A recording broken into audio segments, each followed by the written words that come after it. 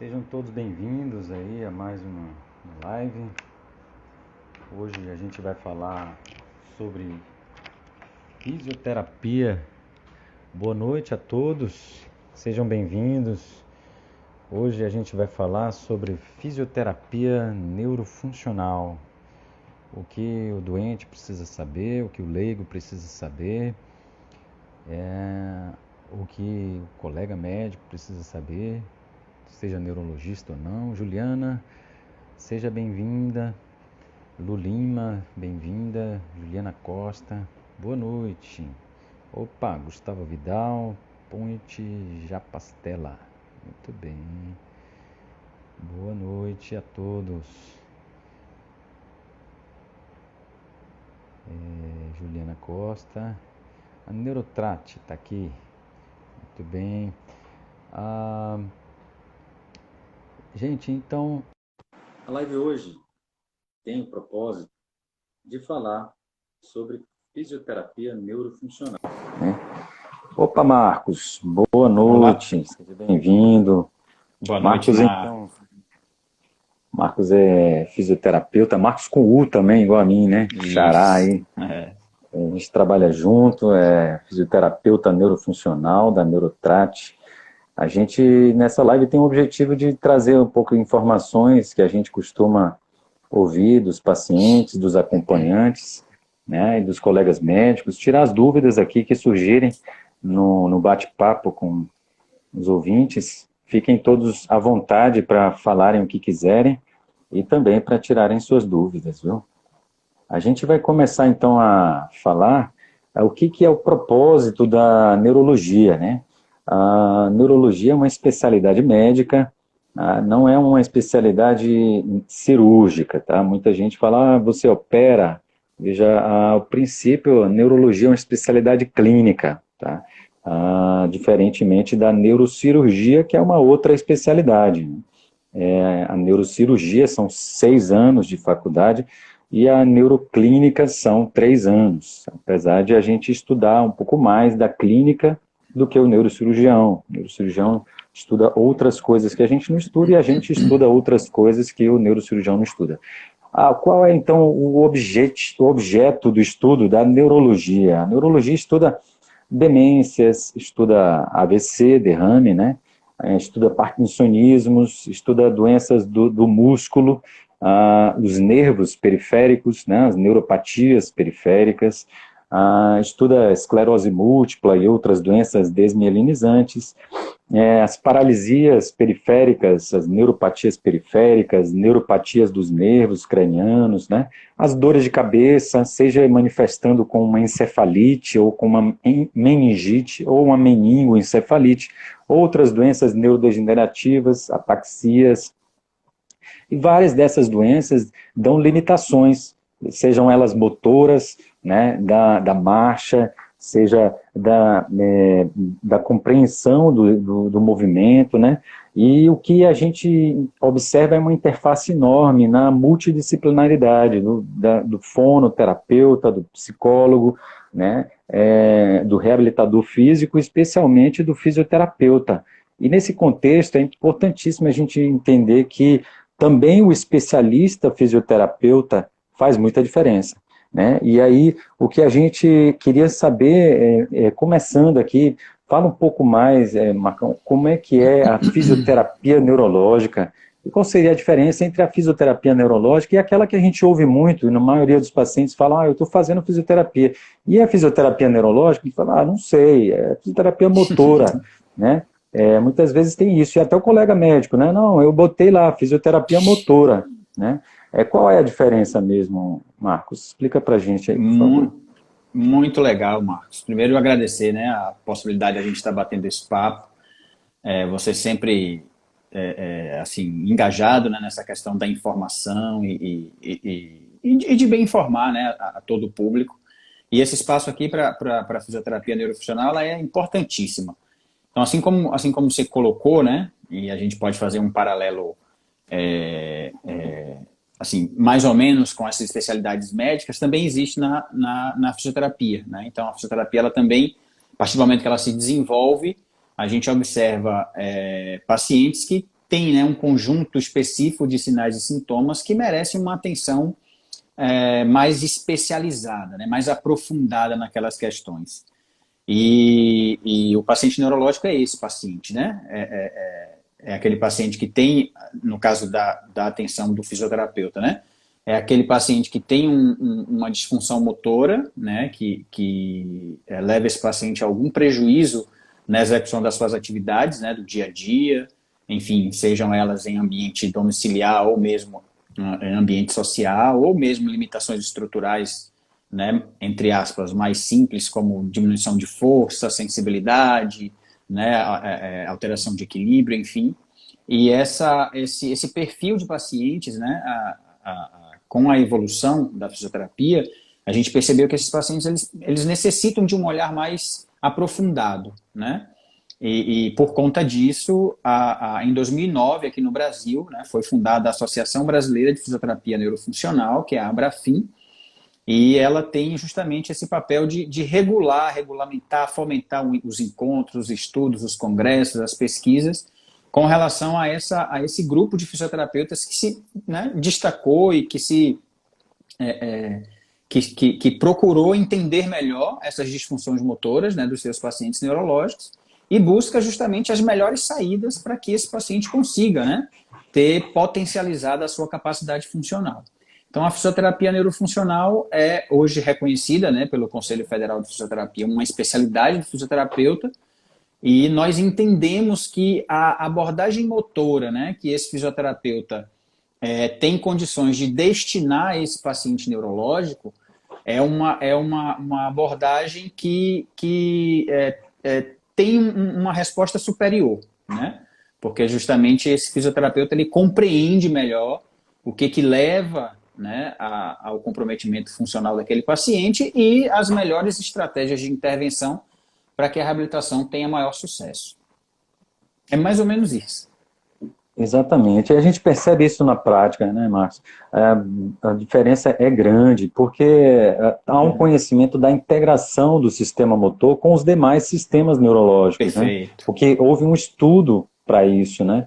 E essa integração faz toda a diferença. Às vezes você trabalha um equilíbrio, às vezes a postura e já melhora a parte motora, né? Às vezes você sabe que a prioridade ali é um tipo de ação e não aquela motora propriamente. Você tem um ganho motor por tabela, né? E costumo dizer que os pacientes... Diga. Só te ajudando nessa parte que você está falando, é justamente nesse ponto que o fisioterapeuta neurofuncional ele consegue compreender melhor, né? Porque aquelas condições sindrômicas que vêm muitas vezes associadas aos quadros neurológicos, o fisioterapeuta neurofuncional ele consegue perceber, talvez com um pouco mais de clareza. E aí ele, então, ajuda no diagnóstico, né, do fisioterapeuta e principalmente vai ajudar na elaboração do plano terapêutico, né? Porque muitas das situações, às vezes, podem passar desapercebidas pelo fisioterapeuta mais generalista, né? E que, de repente, para o fisioterapeuta que está dedicado a só estudar aquilo, né, a só pesquisar sobre aquilo, é mais fácil de ser percebido. Exato. E eu costumo dizer assim que o paciente neurológico, né, que tem um déficit motor, tem um distúrbio de marcha, né, todo ele precisa de uma fisioterapia neurológica, né, o ideal mesmo é que seja isso. E a gente percebe que o paciente, por exemplo, com AVC, né, o quanto antes ele for para fisioterapia neurológica, melhor vai ser o benefício. Se for no primeiro ano, a gente percebe que a diferença absurda na reabilitação, né?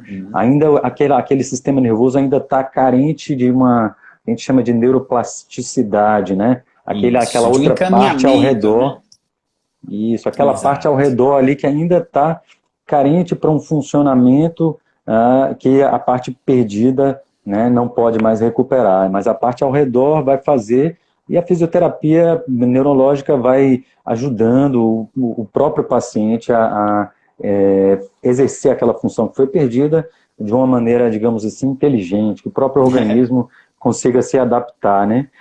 A paciente, Ieda Indiani perguntou em que momento é que se deve procurar fisioterapia neurológica um paciente com esclerose múltipla. Eu entendo assim, se o paciente já tem, por exemplo, um déficit, tipo uma mielite, né? Seria interessante o quanto antes, né? Pelo mesmo motivo que em um AVC, né? Um paciente que tenha uma neurite óptica, talvez não tanto, mas uma paresia facial, né? Eu imagino que seja, esse o entendimento, né, Marcos? Sem dúvida, Marcos. A gente, na verdade, nós somos uma profissão de atuação global, né? A gente atua tanto na prevenção, quanto no tratamento, quanto na reabilitação, né? Então, obviamente que nós temos um escopo de atuação. Como você bem falou, um paciente que tenha, de repente, um problema de privação visual, né, e que isso não traga para ele nenhuma repercussão no seu cotidiano, né? A fisioterapia, embora hoje nós já tenhamos uma linha que trabalhe com essa questão visual, a fisioterapia neurofuncional propriamente dita não vai ter, né, essa atuação. No entanto, reconhecendo, né, e obviamente sempre junto, né, com a equipe toda, com o médico, entendendo a forma de apresentação dessa esclerose, de que maneira ela vai se desenvolver, a gente pode atuar preventivamente, né? Então, se há, né, embora a gente saiba do curso imprevisível, né, que é a esclerose múltipla, mas se há alguma questão que sugira lesão em determinada região e que a gente tenha como, né, prever o desenvolvimento, né, daqueles sinais e sintomas, a gente, de forma preventiva, já pode potencializar algumas funções, pensando em que, no momento do surto, se, né, a doença se apresentar em forma de surto e remissão, a gente consiga minimizar essas sequelas. Então, a gente pode atuar preventivamente, imediatamente, né, durante o processo, né, inclusive os pacientes que entram em surto, que normalmente são hospitalizados, né, por opção médica, para fazer aquele tratamento de pulsoterapia, né, Marcos? É uma possibilidade terapêutica, né? Isso, exato. Lá no hospital mesmo, ele já inicia esse processo de recuperação. E é como você falou, o fisioterapeuta ele vai se beneficiar de um mecanismo natural, né, de todo ser humano, que é o mecanismo de adaptação do sistema nervoso. Eu costumo brincar com os meus alunos, né, eu costumo dizer que o fisioterapeuta é aquele que tem que ter mais intimidade com o sistema nervoso do seu paciente, porque a gente é quem vai direcionar esse processo que é inato, né? A gente vai apenas fazer com que esse processo ele aconteça o mais cedo possível e na sua mais alta amplitude, né? Para que o paciente recupere mais rápido e o máximo de função possível. Isso. Uma pergunta achei interessante de Carla, é uma colega nossa, neurologista. Até quanto tempo de reabilitação neurológica após AVC conseguimos avanços na melhora do paciente? Isso é uma excelente pergunta, né, Marcos? A gente vivia com aquela janela ali terapêutica de aproximadamente 6 meses, né? Que se o paciente evoluiu até 6 meses, aquilo ali seria o teto de condição de melhora dele, né? Isso perdurou durante um tempo, mas isso a gente já sabe hoje, né, que não é mais essa verdade, né? A gente sabe que existe uma fase ótima, onde é mais favorável realmente que esse sistema nervoso ele responda aos estímulos gerados pelo plano terapêutico, né, da fisioterapia neurofuncional, mas essa curva talvez ela não mantenha a mesma intensidade de crescimento, mas a gente entende que o indivíduo submetido a estímulos corretos, na dose correta, esse indivíduo ele pode ainda após esse período, e aí, né, se o indivíduo, por exemplo, inicia o tratamento depois de 1 ano ou de 2 anos do evento, ele tem condição de melhora, né? Obviamente que se ele inicia mais cedo, como você falou agora há pouco, a tendência é que ele tenha uma possibilidade maior de desenvolvimento, né? E a gente briga hoje, ainda, Marcos, é interessante falar isso, é algo que a gente precisa melhorar ainda na fisioterapia neurofuncional, que é descobrir quando que esse indivíduo chegou no seu ápice, né? no seu platô de melhora. A gente não tem ainda hoje assim, dados quantitativos acessíveis, né, clinicamente, para a gente dizer, olha, você alcançou o seu máximo potencial. Porque o que a gente vê é que se esse indivíduo for bem conduzido, né, se o processo de tratamento com ele for bem encaminhado, esse indivíduo ele vai adquirindo, né, capacidade funcional à medida que ele vai sendo estimulado, né? Então, é um caminho muito interessante aí que a gente segue. E eu imagino que isso também varie conforme a idade do paciente, a multimorbidade dele, né? E também a localização da estrutura lesada, né? Sem Eu dúvida. imagino que se for uma lesão muito lá na pontinha do cérebro, é uma região que tem alta neuroplasticidade, né, no cerebelo Uhum. também. Já ao contrário, em outras áreas, né, uma região de confluência de fibras, já seja Isso. mais difícil a reabilitação, né? Imagino que isso deva acontecer na prática. Com certeza é multifatorial, né? É multifatorial. Né? Tem É, essas e outras questões envolvidas. a Dan Mata fez uma pergunta também muito interessante e bem atual. Perguntou aqui o que vocês acham do teleatendimento no paciente neurológico. Bom, nessa pandemia a gente teve que realmente se reestruturar. Vocês já comentaram aí que tiveram uma experiência boas de alguns pacientes que já Uhum. eram acompanhados com vocês. Conta aí Isso. pra gente, Marcos, como é que foi isso daí? Depois você pode também dizer da sua experiência, né, Marco? Hum. Mas, assim, a gente passou, a gente foi, enfim, né, pego de surpresa, né? A gente esperava realmente que a pandemia chegasse, mas ela chegou muito rápido, né? Causou, por conta de toda aquela dificuldade de comunicação, um impacto muito grande e a gente precisou, enfim, trabalhar muito naquele momento para a gente continuar mantendo assistência para os nossos pacientes. O que foi que nós fizemos? Os pacientes que já eram nossos, a gente teve mais facilidade, porque eram pacientes que nós já conhecíamos, né? Então, nós, na verdade, adaptamos para aqueles pacientes em que era possível, né, que eles fizessem essas atividades realmente de forma remota. A gente até, não sei se você viu, mas a gente até a gente filmou atividades, pusemos no nosso aplicativo, né, que é um aplicativo que todos os pacientes têm, e os fisioterapeutas eles faziam as videochamadas no horário da sessão para repassar com o paciente todas as atividades. Então, aqueles pacientes que já eram nossos, foi mais tranquilo essa transição, né? Obviamente que alguns não foi possível fazer isso, eram pacientes que realmente precisavam da nossa assistência presencial, e aí nós tivemos que tomar todos os cuidados, obviamente, né, por conta da contaminação. E o mais desafiador para a gente foram os novos pacientes, né? Porque eram pacientes que a gente precisou fazer toda a consulta, todo o exame, né, de forma remota e conduzir o processo de tratamento também de forma remota. Então, foi assim, um grande desafio. Eu tive uma experiência muito boa, muito interessante. A gente até deu alta para ele na semana passada de uma paralisia facial, né, que aconteceu no meio da pandemia.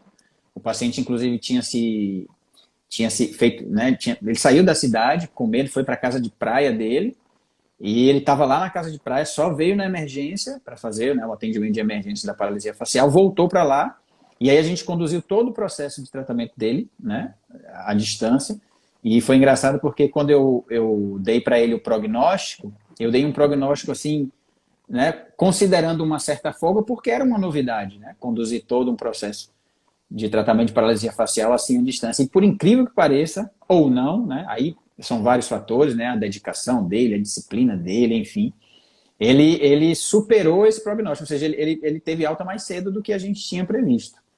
Então, assim, eu até falei para ele, ó, toda aula que eu for, né, ministrar, qualquer coisa que eu for falar, eu vou usar o seu caso, porque para mim foi, assim, super emblemático. E vem nos ensinar muitas coisas, né? Quem sabe novas estratégias de Sim. tratamento, a remoto, à distância, pacientes com poucas mobilidade ou pouco acesso, né? De que Uhum. forma a gente pode compartilhar mais o nosso conhecimento, divulgar a nossa expertise em pessoas que precisem mais do nosso trabalho, né? Uhum. E até replicar isso em estudos científicos, né? Sem Saber se dúvida. realmente isso tem validade, né? Uhum. Então, o colega Marco Jubaia perguntou aqui se é possível desenvolver uma neuroplasticidade em pacientes que buscam reabilitação tardia, 3 anos ou Sem dúvida. mais. Sem dúvida, sem dúvida. Esse processo de adaptação do sistema nervoso, né? E aí é uma área, Marcos, que a gente estuda muito, né? Porque é a nossa matéria-prima, né? Todo o resultado da nossa intervenção, da fisioterapia neurofuncional, depende dessa capacidade de adaptação do sistema nervoso. Então a gente estuda a neuroplasticidade assim muito, né?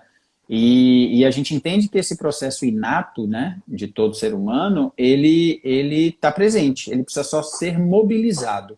Inclusive, a gente até utiliza isso como slogan, né, lá da Neurotrat, todo ser humano tem um potencial a ser desenvolvido.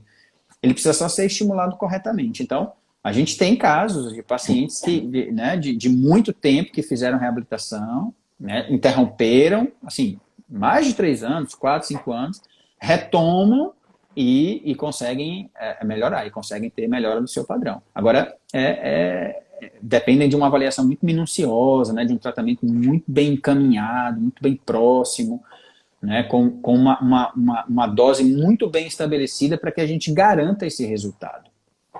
Mas é sim muito possível. E só acrescentando, né, a gente já trabalha há muito tempo com o conceito da neuroplasticidade, mas mais recentemente a gente já trabalha com o conceito de neurogênese também, né?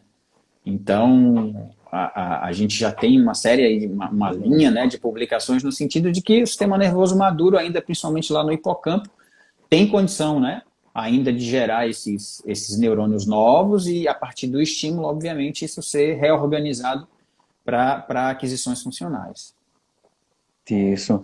Aí vem aquela pergunta, o sistema nervoso lesionado tem condições de se recuperar? Né? A resposta aí para a grande população tem, né? Por esses dois motivos que a gente está comentando. E é importante falar isso, né, Marcos? Porque a gente vem de uma linha, enfim, de senso comum, né? De que as lesões do sistema nervoso são quase que um veredito ali, né? Por conta da complexidade, do grau de diferenciação desse sistema. E eu sempre falo isso, eu gosto de falar isso enfim, quando eu tenho a oportunidade, que talvez seja o sistema mais adaptável que nós temos, né? Porque é difícil a gente ver, mas ele é um dos mais adaptáveis que nós temos. Agora, obviamente, ele precisa ser bem conduzido, né? E aí o fisioterapeuta neurofuncional tem essa responsabilidade grande de reconhecer o que é que realmente o paciente precisa naquele momento. E aí o diagnóstico é fundamental, né? O diagnóstico fisioterapêutico, que a gente pode comentar um pouco mais à frente, para poder o tratamento realmente ser aquilo que ele precisa, né? E aí sim o resultado vai aparecer. Isso. Rosana Lea fez uma pergunta importante. Como eu posso saber se o meu fisioterapeuta que está acompanhando um paciente com AVC está atuando corretamente? Caramba, a pergunta é difícil, né? Difícil, assim, se ele é um fisioterapeuta graduado, inscrito no Conselho Regional de Fisioterapia, a princípio ele está habilitado, né, para conduzir o processo de tratamento de qualquer paciente. Agora, dizer se ele está atuando certo é difícil, né, comentar, porque assim, existem condições, né, de acidente vascular, de grande extensão, né, em áreas, né, bem nobres, como você falou agora há pouco, Marcos, que realmente os resultados às vezes são difíceis de perceber, né? Então, é complicado responder essa pergunta. Assim, o ideal seria procurar saber se é neurofuncional mesmo, né?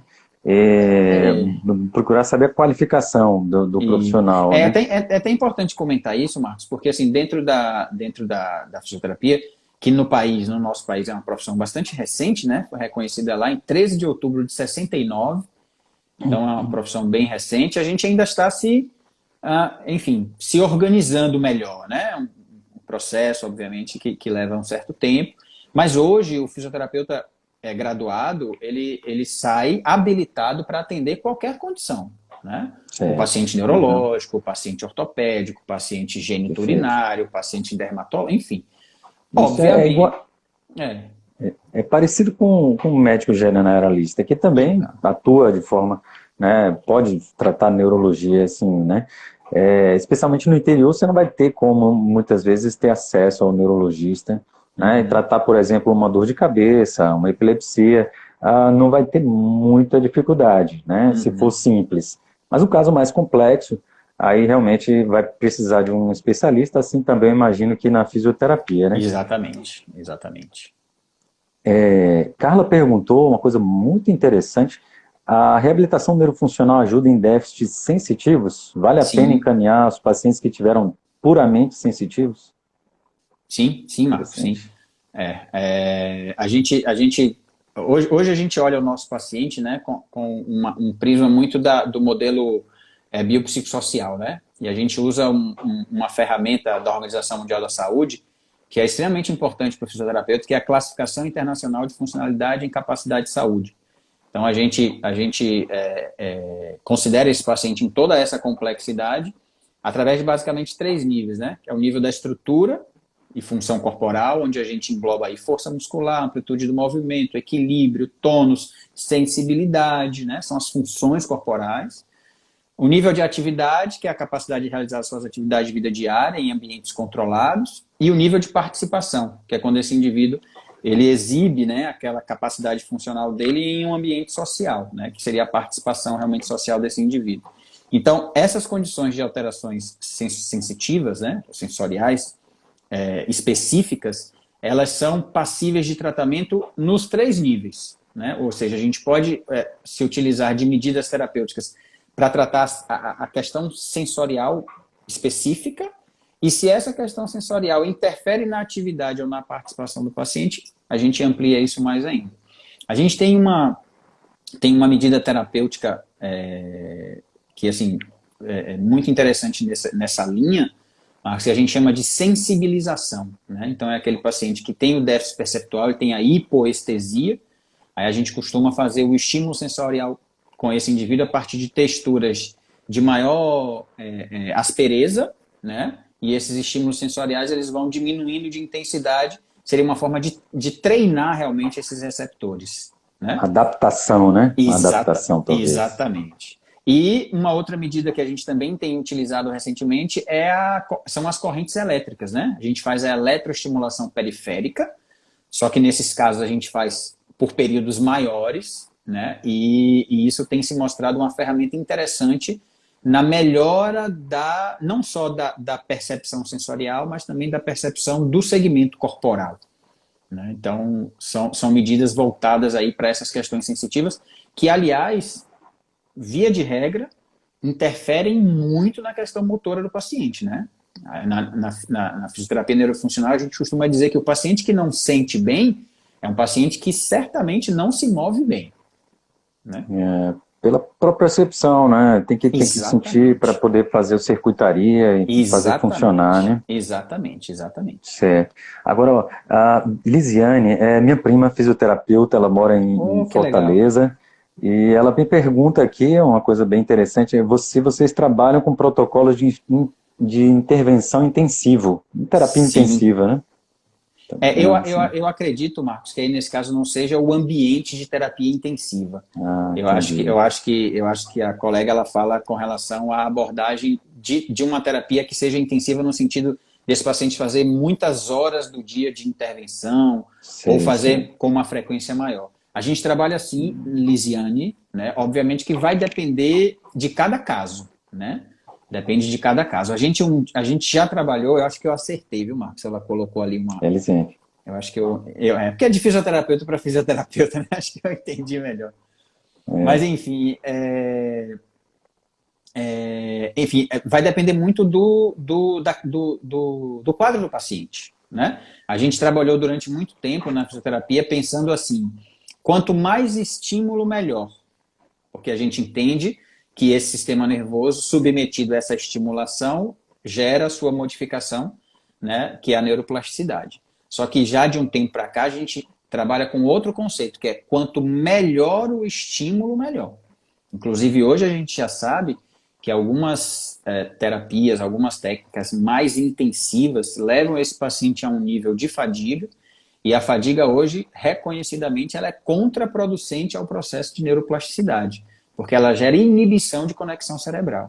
Então, a dosimetria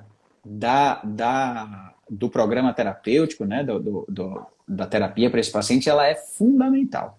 Então, na hora que o fisioterapeuta vai elaborar o seu protocolo, né, o seu tratamento para aquela condição individualizada, ele tem que levar em consideração todas essas questões para identificar se esse paciente se beneficiará mais de uma atividade mais intensiva, com uma frequência maior ou menor, né? E como infelizmente, ou felizmente, né, na fisioterapia a gente não tem uma bula, né?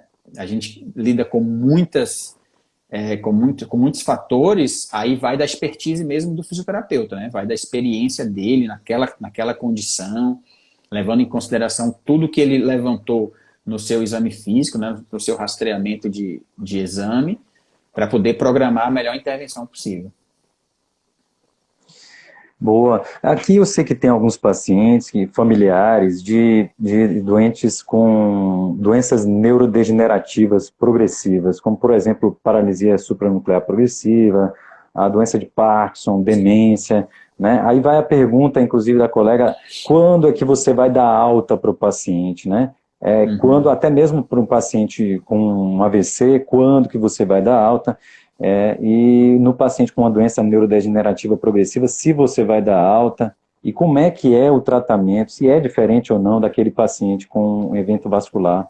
Sim, sim, sem dúvida, sem dúvida. Eu até vou me permitir citar a última live que você fez com a médica né, de medicina paliativa, Fernanda, né? A Fernanda, foi muito legal aquela live, mano.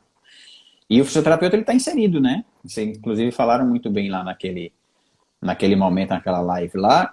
E para as doenças neurodegenerativas, muitas vezes o fisioterapeuta ele vai, né, com o paciente até, né, enfim, os últimos momentos desse paciente. O que a gente vai fazendo, obviamente, é adaptando o nosso tratamento. A gente sempre tem como objetivo manter esse paciente o mais ativo, né, com o máximo de autonomia e independência, sem dúvida nenhuma, é o nosso objetivo.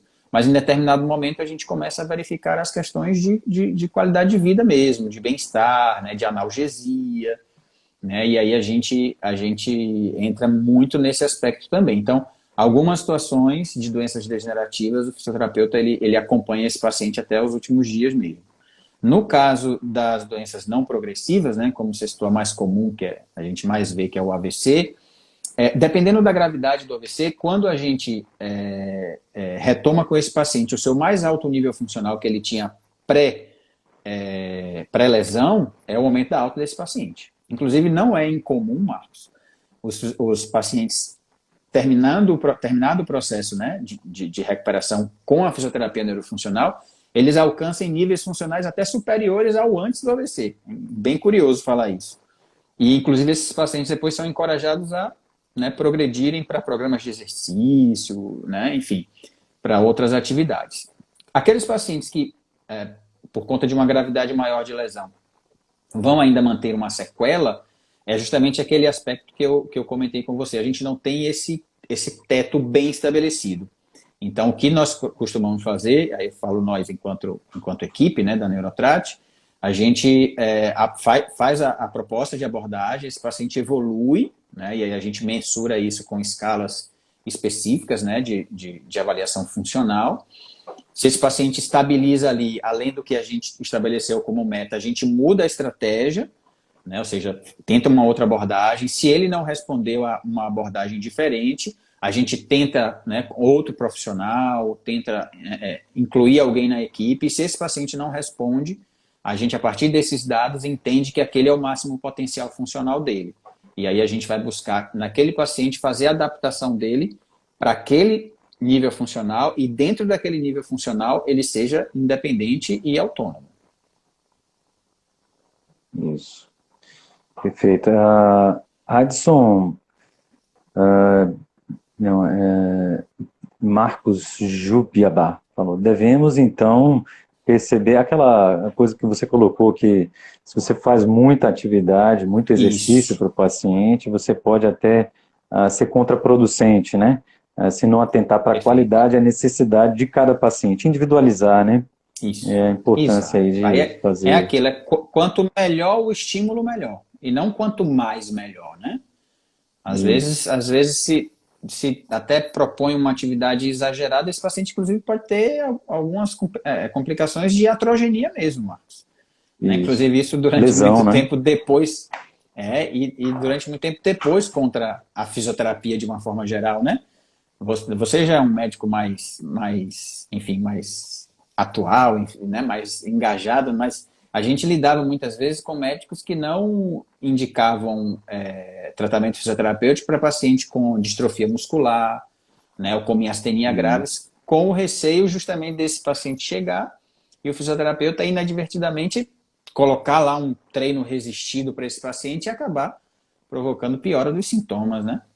Mas isso, Fadiga, né? exato, isso hoje, na esclerose múltipla, não na esclerose lateral, ou também na múltipla, né, da fadiga, mas na lateral amiotrófica, por exemplo, é ainda, né, talvez seja aquela que ainda guarde um pouco dessa questão, mas a gente já tem alguns relatos sim, de ensaios clínicos mesmo, né, randomizados, estudos robustos, mostrando que o tratamento baseado em cinesioterapia resistida, porém com todos os cuidados, com toda a adaptação, com toda a dosimetria para cada condição, ela é benéfica para esse paciente, né? A gente consegue mantê-lo mais tempo funcional, que é o nosso objetivo. Isso. Há uma interface também da fisioterapia neurológica com os distúrbios vestibulares, né? A fisioterapia vestibular, a reabilitação vestibular, que também é executada pelos fonoaudiólogos, né? Sim. Então, as tonturas e os desequilíbrios, né? De que forma a fisioterapia neurológica ou vestibular poderia ajudar nesses casos? Hoje a gente, na verdade, hoje a fisioterapia vestibular ainda e eu falo ainda porque eu acredito que ela vai ganhar, como é que eu posso dizer? Vai ganhar uma área própria, né? Porque ela realmente se desenvolve rapidamente, mas ela ainda é uma subespecialidade, né? Ela está dentro realmente da fisioterapia neurofuncional, e até porque a base do trabalho do fisioterapeuta que trabalha com a reabilitação vestibular é proporcionar a esse paciente estímulos para que o sistema, né, vestibular desse indivíduo se adapte àqueles estímulos e não mais ele tenha, né, aquelas sensações de desequilíbrio, enfim, de tontura, de mal-estar que as vestibulopatias trazem. Então, a nossa atuação vai no sentido do exame, né, para tentar identificar a razão daquele quadro, né, reconhecendo assim, principalmente as famosas VPPBs, né, e que são bem responsivas assim aos estímulos de reposicionamento mecânico mesmo. Então a gente vai fazer como, né, o médico faz tão bem, que são, né, as mobilizações, os manuseios, os posicionamentos, e a gente prossegue, né, com atividades terapêuticas muitas vezes domiciliares de reforço para que esse paciente minimize as recidivas, né?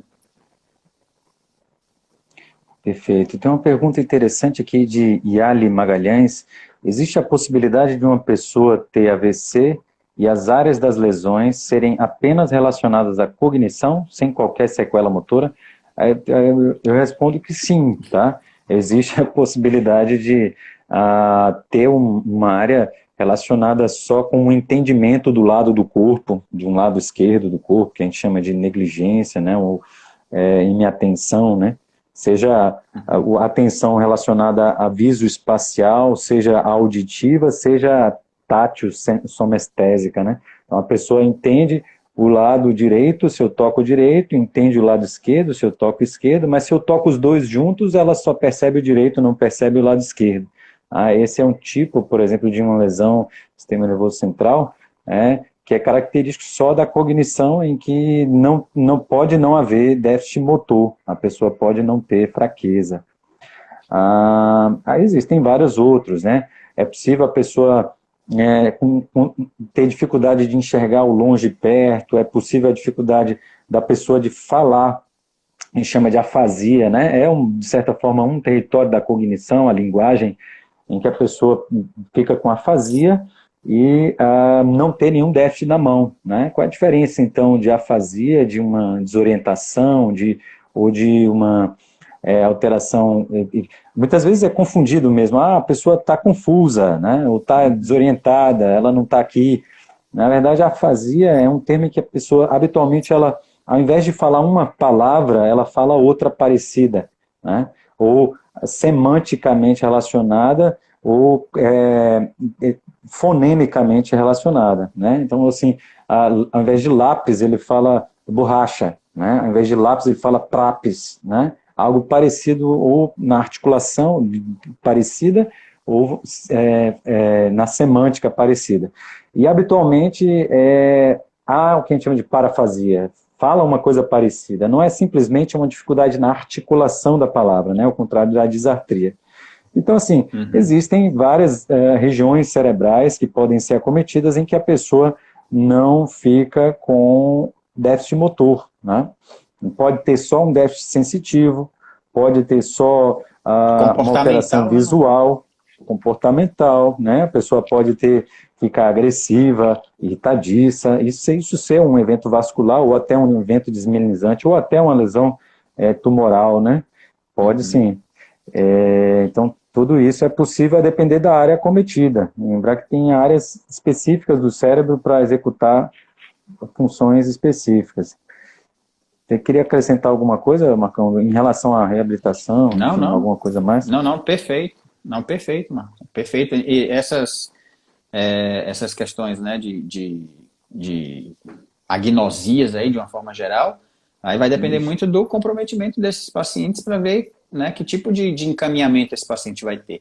Mas nessas condições, o profissional de escolha é o terapeuta ocupacional, muitas vezes, né? É aquele profissional ali da equipe que vai conduzir muito bem aí esses processos, né? Certo. Ó, Kiki Elfa está fazendo uma pergunta aqui. Veja, o entendimento dela é de que, independente do AVC ser hemorrágico ou isquêmico, o paciente vai passar pelos 3 estágios: flácido, recuperação e 3, o espástico. Por que o espástico vem por último, seria uma piora? Na verdade, olha, isso não necessariamente é assim, né? Depende muito da área acometida. Tem regiões em que esse comprometimento espástico no evento vascular nunca vai acontecer, né? Se uma região for bem cortical, né, as fibras responsáveis pela espasticidade não são comprometidas e o paciente pode nunca ficar espástico, inclusive recuperar mais rapidamente, né? As lesões medulares ou lesões bem mais centrais no cérebro, né? Aí sim tem uma espasticidade mais precoce, né? E esses pacientes precisam aí sim uma reabilitação mais intensiva, né? É claro, dentro da possibilidade que ele tem. E essa ordem nem sempre é assim, viu? O espástico na lesão medular, por exemplo, vem mais. Tem a paralisia, que a gente chama fase flácida da Flácido. paralisia mielite aguda, né? E aí, logo depois, em seguida, sim, tem essa questão espástica. Mas no AVC, como tem lesões em várias regiões, que tem várias regiões que podem ser lesionadas, essa ordem nem sempre é obedecida.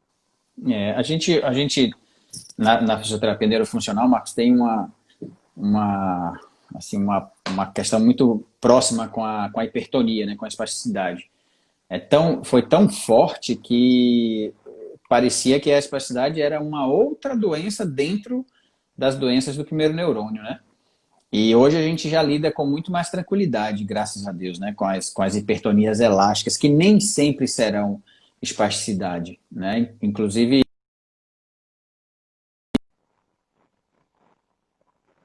colocou realmente que nessa fase inicial, né, considerada a fase de choque, né, aquele evento agudo, né, aquele abalo no sistema nervoso natural.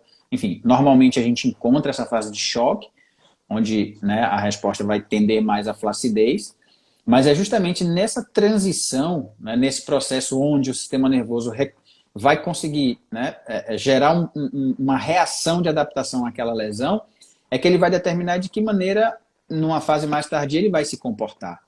E aí, dentro daquilo que você falou, Marcos, lá no início, essa assistência, né, da reabilitação nesse momento é importantíssimo. Inclusive, eu falo muito isso com o pessoal, na época que eu formei, assim, que não tem também tanto tempo assim, era muito mais comum a gente ver aqueles pacientes com aqueles padrões, né, bem característicos, bem rígidos. Hoje em dia a gente não vê com tanta frequência. E Aquela postura de Wernicke-Mann, né? Postura. exatamente isso.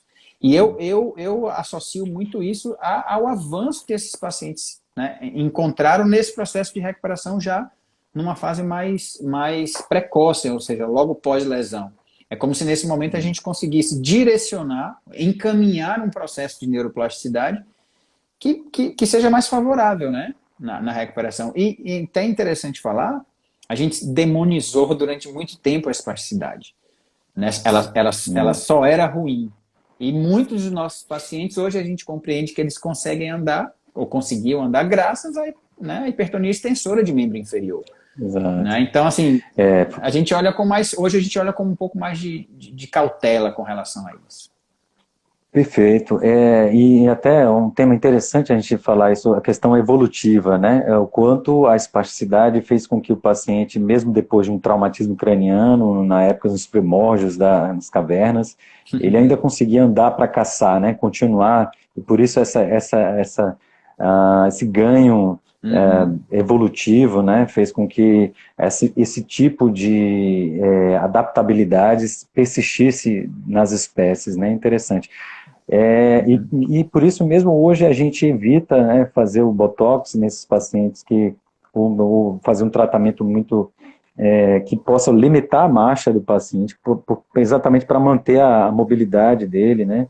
É interessante Exato. isso, como na prática é importante a personalização e saber o quanto a espasticidade tem o seu papel, né? Interessante. Bom, podem ficar à vontade para falarem sobre algum que vocês quiserem, ainda tem mais aí uns 10 minutinhos. Deixa eu aproveitar, Marcos, para falar dessa... Fala aí. Porque ela colocou de que seria uma piora, né, essa espasticidade. Né? Hoje a gente tem uma discussão muito interessante, a gente está evitando chamar de espasticidade, né? Justamente pelo peso que ela trouxe, né, para a fisioterapia neurofuncional. Mais ou menos lá nos anos 60, nos anos 70, o fisioterapeuta estava limitado apenas ali, apenas entre aspas, né, a tentar controlar aquele tônus, né, chamava, vamos adequar esse tônus, e era toda uma preocupação com atividades baseadas em posturas, né, em superfícies que tinham como objetivo modular aquele tônus para uma condição mais baixa. E que a gente via que os pacientes respondiam bem, né? Porém, não havia função ali, né? Não havia, enfim, o tônus ele reduzia, mas esse paciente não vinha junto à aquisição de função. Então, né, a gente estava tratando apenas uma questão estrutural, né, da função muscular ali, né, neuromuscular, e a gente estava esquecendo da função do indivíduo. Então, se ele consegue executar uma função, ainda que haja a presença dessa hipertonia, hoje a gente está mais condicionado a chamar isso de reações associadas, né? Porque se a gente, por exemplo, for exposto a uma condição de superfície muito instável, a gente também vai ter algumas reações associadas que o paciente neurológico muitas vezes desencadeia porque ele não percebe bem, porque ele não tem um controle motor adequado. Então, aquilo ali não é a espasticidade mesmo. Aquilo são reações associadas por um déficit de controle motor, né? Então, a gente vem entendendo isso, convivendo com isso de uma forma mais tranquila, e hoje os pacientes de hipertonia realizam atividades resistidas, o que antes, né, talvez 1, 2 décadas atrás, seria inimaginável um paciente, né, hipertônico ser submetido a um treinamento resistido, hoje é extremamente comum. E esse paciente, inclusive, além de ter melhora na função, que é o principal objetivo nosso, às vezes até ele não tem a melhora da hipertonia, mas ele melhorou a função, para a gente é o que mais importa, mas o que a gente observa é que esses pacientes, sendo submetidos a um treinamento resistido, eles estão treinando o seu controle motor. Então, se eles melhoram o seu padrão de controle motor, a tendência é que essa hipertonia ela esteja mais controlada, ela não seja tão, né, assim, ela não seja um bloqueio tão grande como naquelas condições mais antigas. Perfeito. A Esté Lima fez uma pergunta muito interessante. Nos pacientes com doenças neurodegenerativas, ele perguntando, é só quando há disfunção que acompanha, que é recomendada a fisioterapia neurológica, ou também como forma de prevenção, né? Isso, foi aquilo que eu comentei, Marcos. A gente atua nesses 3 níveis de atenção à saúde, né? Na prevenção, no tratamento e na reabilitação. E na doença neurodegenerativa, entendendo o curso da doença, quanto antes a gente atuar, a tendência é que ele tenha uma sobrevida maior e com melhor qualidade. Isso. Exatamente. Deixa só, várias são as doenças neurodegenerativas em que essa relação médico-fisioterapeuta é importante. Veja, entenda que, por exemplo, as ataxias espinocerebelares, as SCAs, né? Um paciente sabe que ele tem lá o pai acometido, o filho acometido, o neto, começa com um sintoma leve, né? Aí, precocemente o médico diagnostica e precocemente encaminha para fisioterapia. A evolução, a gente sabe que seria muito mais rápido se não tivesse fisioterapia precoce. Com a fisioterapia, a evolução, comparando os grupos, parece que ela aplana mais, a evolução vai mais lenta, né? E é o que a gente tem de mais precioso para esse tipo de paciente, é a fisioterapia neurológica mesmo, né? Do mesmo jeito, por exemplo, o paciente com a paraparesia espástica hereditária, né, um paciente que tem uma doença neurodegenerativa e que provavelmente assim, ele tem os sinais precoces que um médico neurologista pode ter o diagnóstico, e quanto mais precoce ele fizer o diagnóstico e também a fisioterapia, mais chance ele tem de ter uma funcionalidade por mais tempo, né? Assim também, por exemplo, um paciente com esclerose múltipla, um paciente que tem as doenças de surtos, né? Você pode fazer a esclerose múltipla, enfim, fazer exercícios de... É uma doença neurodegenerativa progressiva, né? Você pode fazer exercícios de reabilitação neurológica, de fortalecimento, para evitar lesões, evitar complicações, e se acaso ele tiver um surto, ele vai ter menos incapacidade, né? Enfim, tem várias estratégias, assim, de preventivas na fisioterapia neurológica, em vários graus. Por exemplo, um paciente com paralisia supranuclear progressiva, o médico já começa a identificar os sintomas e sabe que futuramente ele vai ter quedas, né? Porque ele vai ter lá um retropólise, né? Então, o fisioterapeuta vai ter o papel de ajustar a postura, de fazer exercício de fortalecimento em determinados grupamentos musculares, de trabalhar mais com equilíbrio, para prevenir que isso aconteça no futuro. Paciente com Parkinson, ele vai trabalhar com exercícios específicos para a fisioterapia extrapiramidal, de maneira a ter menos complicações com remédios, a aderir melhor à medicação e com menos também medicamentos. Então, tem sim, muita coisa a fisioterapia fazer de forma preventiva, estratégias específicas para cada patologia. Não é isso, Marcão? Exatamente. No Parkinson mesmo, Marcon, saiu em março um novo consenso de atividade terapêutica, né, de reabilitação física para o paciente com Parkinson, e assim, uma riqueza imensa, né, de possibilidades de intervenção com esses pacientes, no campo da resistência, no campo da potência muscular, da força, da mobilidade, né, do controle da rigidez, né, do controle das alterações de equilíbrio,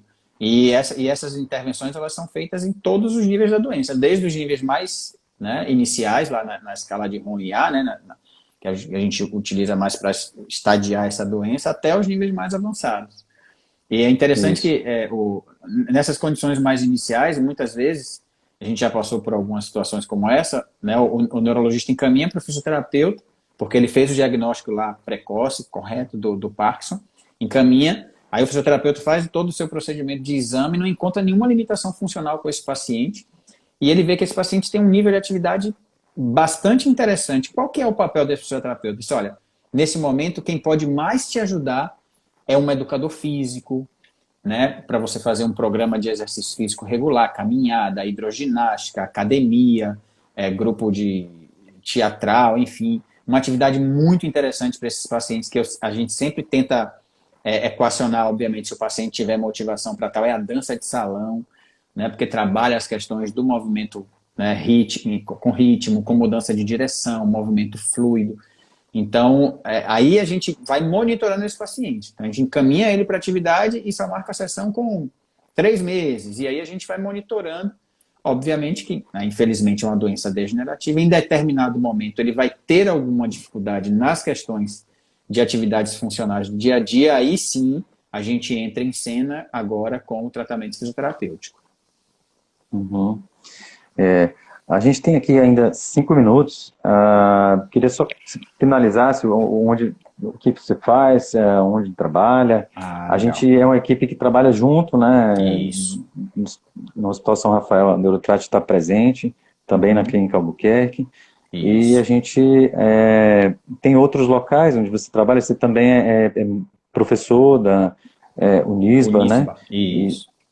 Isso, conta aí pra gente. Pronto, então, Marcos, eu sou fisioterapeuta neurofuncional, né? Eu sou além de trabalhar na assistência, né, com os pacientes, eu também trabalho na pesquisa. Eu hoje faço um doutorado pesquisando sobre aprendizado motor, que é o que o fisioterapeuta precisa saber, né?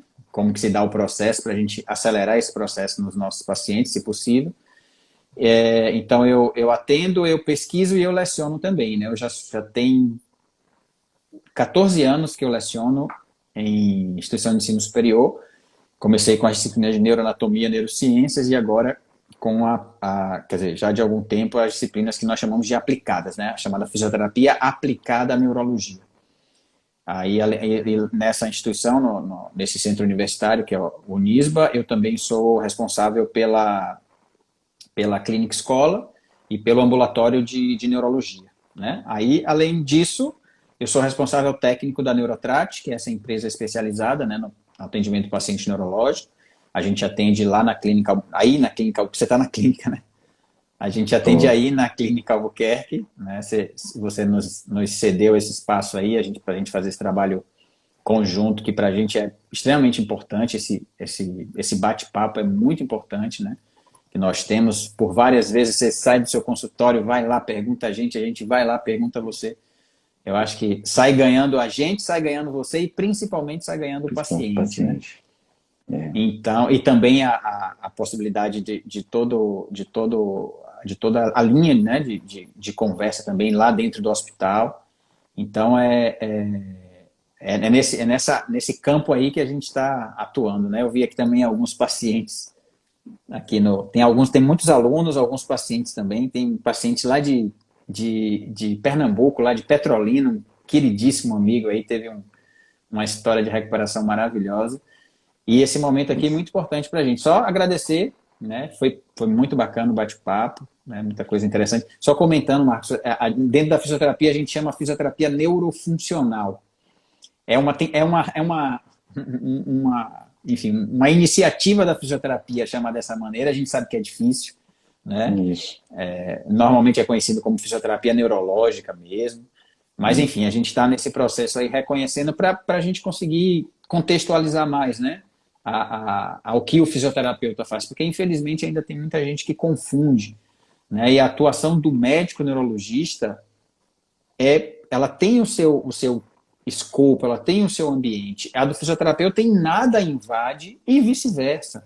Na verdade, como você falou bem, é essa coexistência, né, de diálogo, que é onde todo mundo cresce. Então, a gente, né, quer chamar de fisioterapia neurofuncional até para a gente entender que são profissões que precisam coexistir, né, em prol do Isso. paciente, entendeu? É, Mas é isso. quem está em feira, o Neurotrat também está em feira, né, Marcão? Também estamos em Feira de Santana. Está É em feira Salvador, também. região metropolitana e Feira de Santana. É, O paciente de Petrolina, na verdade, ele veio para cá, a gente não está lá, não. eu sei quem é esse paciente. É Muito outro, bom, prazer. Ah, é é outro, né? outro, é outro. Vocês estão em todo lugar. Esse daí indicou o que você falou, que veio depois Ah, também. Foi outra história muito entendi. bacana. Certo. Pois é, Marcão, prazer enorme estar falando com você Prazer foi meu. aqui. Obrigado por todos aí por terem colaborado, participado. Foi muito bom, muito produtivo. Fiquem sempre à vontade a participarem das lives aí. Você também, Marcão. Joga, com Viu? certeza, estou em todas. Vamos colaborar para divulgar o conhecimento médico, fisioterapêutico e toda a interface que tem da neurologia com as especialidades e Sem com dúvida. as outras. Na próxima semana a gente vai falar sobre morte encefálica, um tema Bacana. muito, muito, muito importante da população conhecer, né? A gente vai tentar tirar todas as dúvidas que tiverem. Enfim, foi um prazer enorme falar com você aqui, viu? Prazer foi Grande todo meu, abraço. amigo. Até logo. Obrigado Fiquem para com todos. Deus. Tchau, tchau.